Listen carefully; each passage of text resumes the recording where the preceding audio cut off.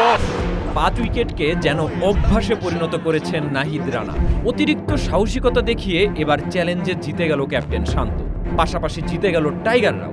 মিরপুরকে পার্থ বানিয়ে নাহিদ রানার আগুনে স্পেল, ধরাশায়ী পাকিস্তানি ব্যাটসম্যানরা, নিরুপায় পাকিস্তান। 23 বছর আগের মুলতান টেস্টের বেইমানির প্রতিশোধ নিল টাইগাররা ঘরের মাঠে। দমিয়ে রাখতে পারেনি বৃষ্টিও। 23 বছর আগের খালেদ মাহমুদ সুজনের সেই কান্না আজ পরিণত হয়েছে মহা আনন্দে। এই দিনটির অপেক্ষাতেই যেন ছিল পুরো বাংলাদেশ। গতকাল প্রেস ব্রিফিংয়ে বাংলাদেশের সাহসিকতায় চ্যালেঞ্জ জানিয়েছিল সালমান আলী আঘা। বলেছিলেন, খুব বেশি সাহস দেখালে বাংলাদেশ আমাদের 260 রানের টার্গেটেই দিবে বড়জোর। সালমান আলীর চ্যালেঞ্জকে স্বাগত জানিয়ে লিড 267 রান হওয়াতেই ইনিংস ডিক্লেয়ার করে 268 রানের টার্গেট দেয় পাকিস্তানকে। এবার শুরু সালমান আলীর চ্যালেঞ্জ, যে চ্যালেঞ্জ নাজমুল শান্ত দিল পুরো পাকিস্তানকে।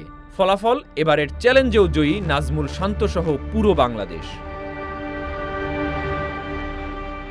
বাংলাদেশ বনাম পাকিস্তান টেস্ট ম্যাচ যেন পরিণত হয়েছিল অলিখিত এক অ্যাসেজে। পুরো ম্যাচেই টাইগাররা ছিল বেশ ধারাবাহিক। প্রথম ইনিংসে নাজমুল শান্তর শতক, মুশি এবং মুমিনুলের 50। পাকিস্তানের ইনিংসে মিরাজের 5 উইকেট, তাতেই কোণঠাসা পাকিস্তান। ব্যাটিংয়ের দ্বিতীয় ইনিংসে টাইগাররা খুব একটা রান করতে না পারলেও খেলেছে বেশ পজিটিভ ক্রিকেট।